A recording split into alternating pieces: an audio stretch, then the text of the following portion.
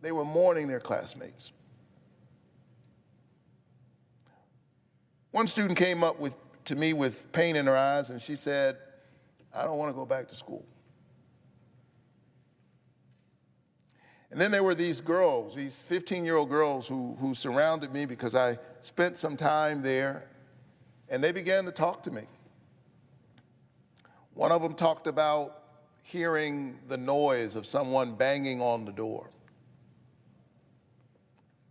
of huddling and wondering what would come next. Coach Ricky, who was beloved, was also a math teacher, and one of the girls said that this was my math teacher. Imagine that. You go to school one day, and the biggest thing you're concerned about is understanding the math problem, and you come to school the next day, the next week, and your math teacher is dead. Another victim of a mass shooting in your school.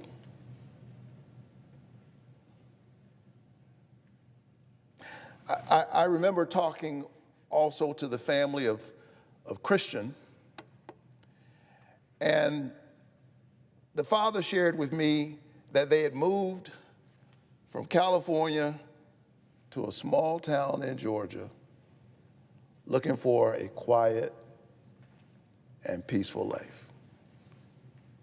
Sad irony, tragic irony. And one of my colleagues suggested over the weekend, one of my Senate colleagues, that this kind of violence is a fact of life. That's what he said. He said it's a fact of life. No, this is a fact of life in America.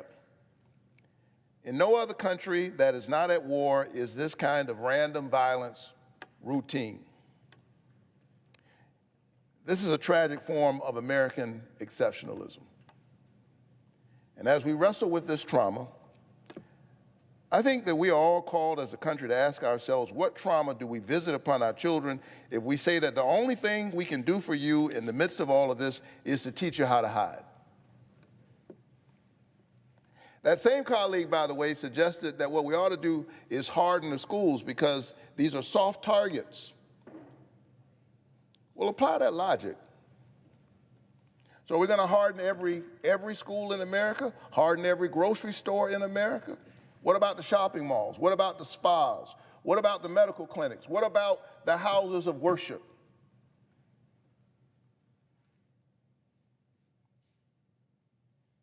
Is that the answer? Are we going to turn the whole country into a fort just so 14-year-olds can have AR-15s? So I know that we may not all agree on what to do, but surely we can do better than that. We don't have to live this way. We don't have to accept this as a fact of life. And so in the midst of all of this, we hear often the words, we're sending our thoughts and our prayers. Let me say as a man of faith,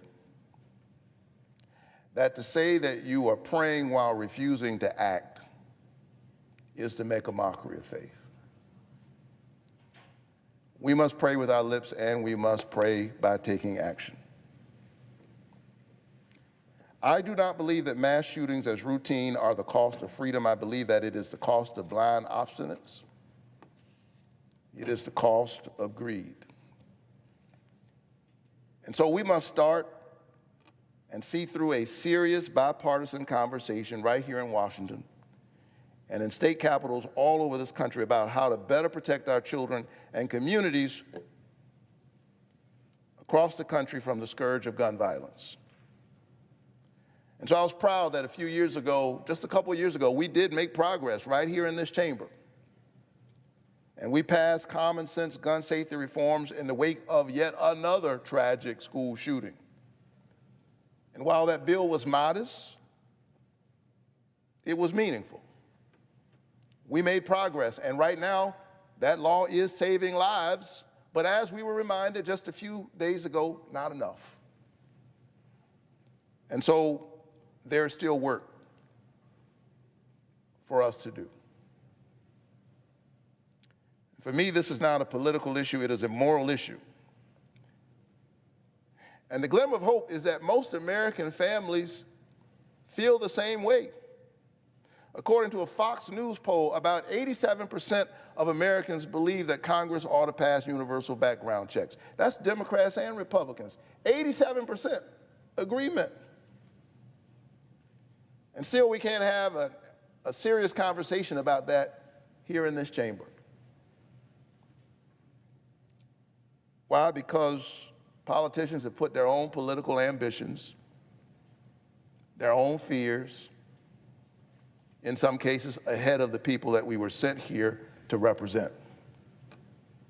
And it's just another sign of the growing chasm between what the people want and what they can get out of their government. And in that sense, it's a democracy problem. And so we have to save the American people from this carnage, and we have to redeem the democracy. We must do more, and I believe in our ability to do more because I believe in the American people. The American people are calling for change, Democrats and Republicans, folks in rural spaces and in urban spaces. It's the gun lobby that wants to turn this into a culture war because they know that that's in their best interests. This is a public safety issue. And the American people are calling out for action. They're calling for sanity.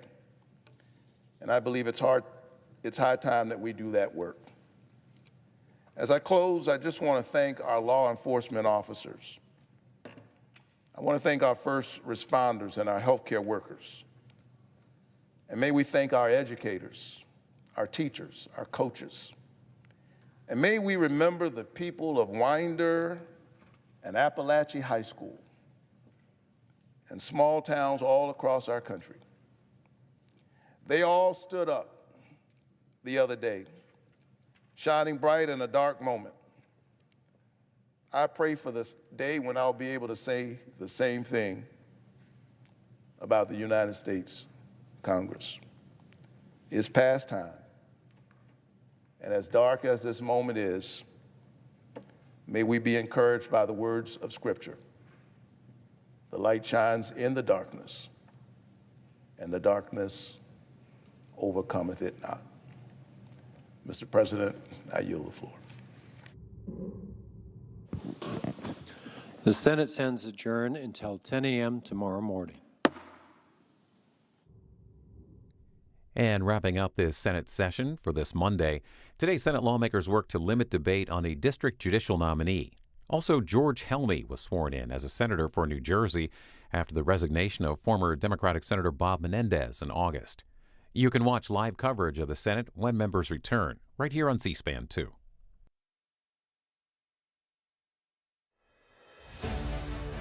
Watch the ABC News presidential debate simulcast live Tuesday on C-SPAN 2 as the candidates go head-to-head in their first debate since securing their party's nominations. Coverage begins with a preview show at 8 p.m., followed by the debate at 9 p.m. Eastern. The ABC News presidential debate simulcast live Tuesday on C-SPAN 2. C-SPAN, your unfiltered view of politics. Powered by cable.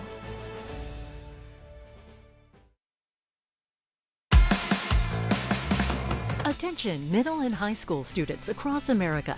It's time to make your voice heard. C-SPAN Student Cam Documentary Contest 2025 is here. This is your chance to create a documentary that can inspire change, raise awareness, and make an impact. Your documentary should answer this year's question, your message to the president. What issue is most important to you or your community? Whether you're passionate about politics, the environment, or community stories, Student Cam is your platform to share your message with the world.